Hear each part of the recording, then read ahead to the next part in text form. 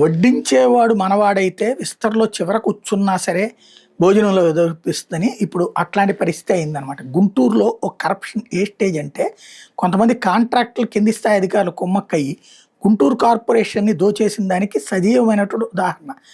సుత్తి 3LG సుత్తి ఖరీదు ₹4,792 అంట. మార్కెట్లో 400 నుంచి 600 ఉంది. 24 ఇంచుల పైపు రెంచి ₹1,420 పెట్టి కొన్నారట. బహిరంగ మార్కెట్ 700 నుంచి ₹1,100 ఉంది. సిరా డై సెట్ మార్కెట్ ధర ₹250 నుంచి ₹350 మధ్యలో ఉంటే ₹500 కొన్నారట.